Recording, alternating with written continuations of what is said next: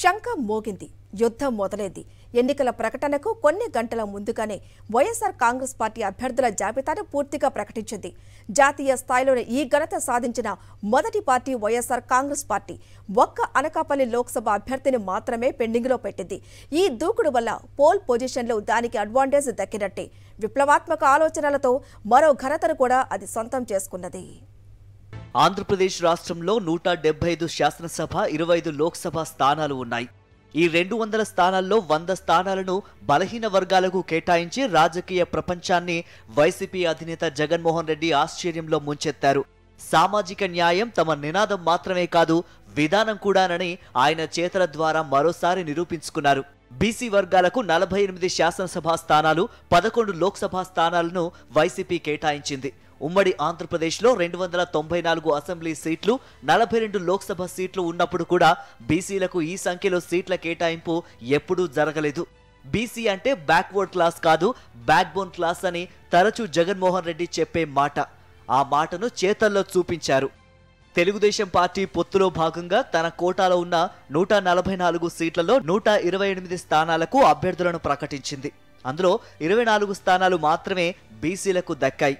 ఆ పార్టీ కోటాలో ఇంకో 16 స్థానాలు మాత్రమే మిగిలి ఉన్నాయి.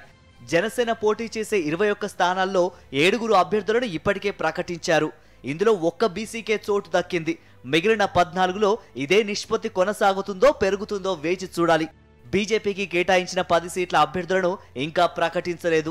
కూటమి తరఫున ఇంకో 40 సీట్లకు అభ్యర్థులను ఎంపిక చేయాల్సి ఉంది.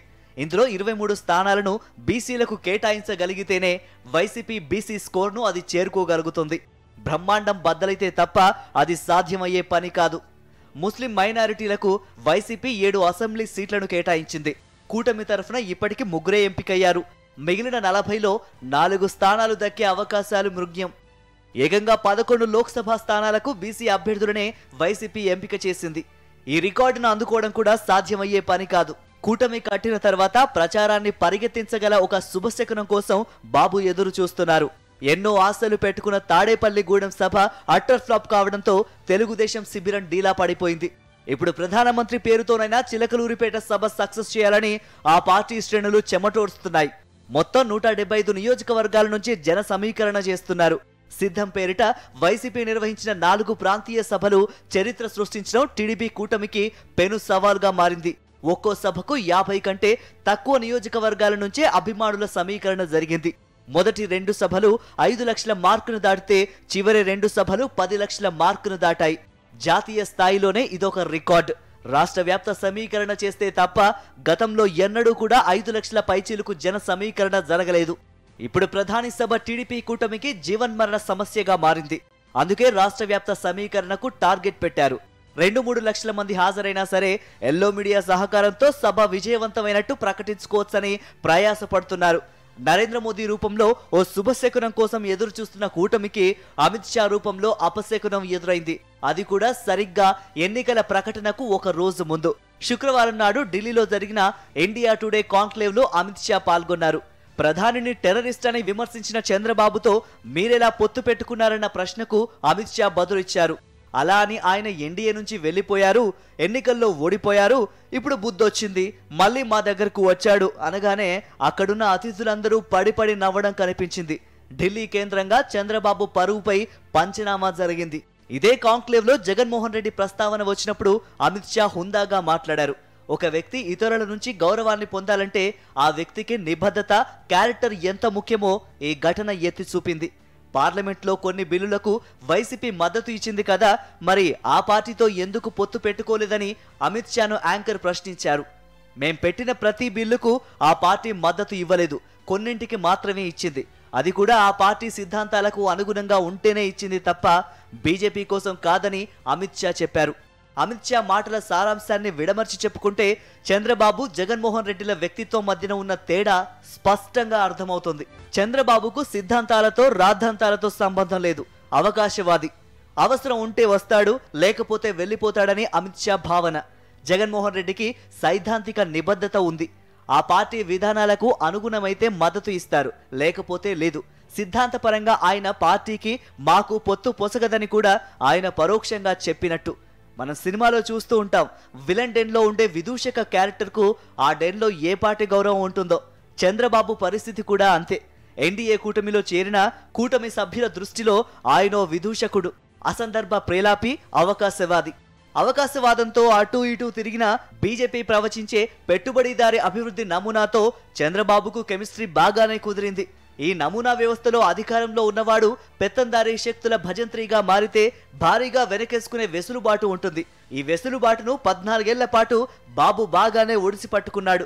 కొద్దిమంది పెట్టుబడిదారుల అభివృద్ధే దేశాభివృద్ధిగా, వారి పెరుగుదలే దేశ ఆర్థిక వ్యవస్థ పెరుగుదలగా పరిగణించే బీజేపీ శిబిరమే చంద్రబాబుకు సహజ ఆవాసం. అందుకే 3 సార్లు విడాకులు తీసుకున్నా మళ్ళీ 4వసారి అదే పార్టీని మనువాడేందుకు ఆయన ఏ మాత్రమూ సిగ్గుపడలేదు. పైగా వాజ్పేయి కార్గిల్ ఊపు మీద ఉన్నప్పుడు, మోదీ గుజరాత్ మోడల్ ఊపు మీద ఉన్నప్పుడు వారి గాలితో గెలిచిన అనుభవం బాబుది. ప్రత్యామ్నాయ రాజకీయ కూటమి బలహీనంగా కనిపిస్తున్నందువల్ల మళ్ళీ మోదీ గాలివాటు బాబుకు అవసరమైంది. అన్నింటినీ మించి తరుముకొస్తున్న అవినీతి కేసుల నుంచి రాబోయే కేంద్ర ప్రభుత్వం ఆయన్ను కాపాడాలి. ఆ రాబోయే ప్రభుత్వం మోదీ సర్కారేనని బాబు గట్టిగా నమ్ముతున్నారు. తనను కరుణించకపోతుందా అనే ఆశ ఆయనలో మినుకుమంటూ ఉండవచ్చు. కానీ తూర్పు కనుమలది తలలు వంచే నైజం కాదు, ఉత్తరాదిలో లేనిది ఏపీలో ఉన్నది ఒక ప్రత్యామ్నాయ కార్యక్రమం. పేదల సాధికారతే తారక మంత్రంగా సాగుతున్న ప్రభుత్వ ప్రాయోజిత విప్లవోద్యమం. భారత రాజ్యాంగ స్ఫూర్తిని తూచా తప్పకుండా అమలు చేస్తే ఆ రాజ్యాంగ కర్తను నగరం నడిబొడ్డున విశ్వరూపంతో నిలబెట్టిన రాష్ట్రం ఇది. ఆ భారత రాజ్యాంగాన్ని మార్చాలంటే కేంద్రానికి పెద్ద ఎత్తున సీట్లు కావాలి, అందుకు కూటములు కావాలి. రాజ్యాంగ రక్షణ కవచంతో సాధికారత సంతరించుకుంటున్న ప్రజలు ఈ ప్రయత్నాలను ఓడిస్తారు, ఆ కూటములను ఓడిస్తారు. భారతదేశ ఉజ్వల భవిష్యత్తును గానం చేసిన విశ్వకవి రవీంద్రుడి కవిత అందరికీ తెలిసిందే. ఎక్కడ మనసు నిర్భయంగా ఉంటుందో, ఎక్కడ మనుషులు తలెత్తుకొని తిరుగుతారో, ఎక్కడ విజ్ఞానం స్వేచ్ఛగా ఉంటుందో, ఎక్కడ సంకుచిత భావాలతో సమాజం ముక్కలుగా విడిపోదో, ఓ తండ్రి అటువంటి స్వర్గసీమకు నా దేశాన్ని తీసుకొని వెళ్ళు. కవీంద్రుని కలను నిజం చేసే శక్తి మన రాజ్యాంగానికి ఉన్నది. అటువంటి రాజ్యాంగాన్ని మార్చి అసమానతలకు, భయం బతుకులకు బాటలు వేసే ప్రయత్నాలను ఇక్కడి ప్రజలు సహించే పరిస్థితి ఉండదు. పౌరసత్వ సవరణ చట్టం సిఏఏ అమలుకు మార్గదర్శకాలను విడుదల చేసిన నేపథ్యంలో రాజ్యాంగ మార్పుల చర్చ మళ్లీ ముందుకు వచ్చింది. భారత రాజ్యాంగ మౌలిక స్వరూపాన్నే మార్చే సవరణలు చెల్లబోవని గతంలోనే సుప్రీంకోర్టు చాటి చెప్పింది. ప్రస్తుత చట్టం పౌరసత్వానికి మత ప్రాతిపదికను రుద్దుతుందని విమర్శకులు గట్టిగా భావిస్తున్నారు. ఇది రాజ్యాంగ లౌకిక స్వభావానికి విరుద్ధం గనుక చెల్లదని వారి వాదన. ఈ వ్యాజ్యం సుప్రీంకోర్టు విచారణకు రాబోతోంది. ఒకవేళ న్యాయస్థానం కొట్టివేస్తే భారీ మెజారిటీతో వచ్చే ప్రభుత్వం కొత్త రాజ్యాంగాన్ని ముందుకు తేబోతోందని విమర్శకులు అనుమానిస్తున్నారు.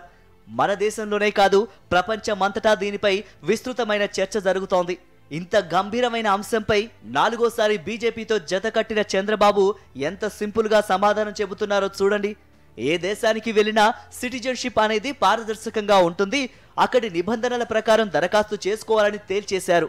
కానీ మత ప్రాతిపదిక అవసరమా అనే కీలక విషయం జోలికి వెళ్ళలేదు. పోనీ ఆ ప్రాతిపదిక చట్టంలో చెప్పినట్టు 3 దేశాలకు నిర్ణీత కాలానికే పరిమితం కావాలి, అంతకు మించి అనుమతించేది లేదని చెప్పినా అదొక లెక్క. కానీ మన నాయకుడు బ్లాంక్ చెక్ ఇచ్చేశాడు. అంతే మరి. విలన్ డెన్ లో చేరిన విదూషకుల పరిస్థితి ఇలాగే ఉంటుంది.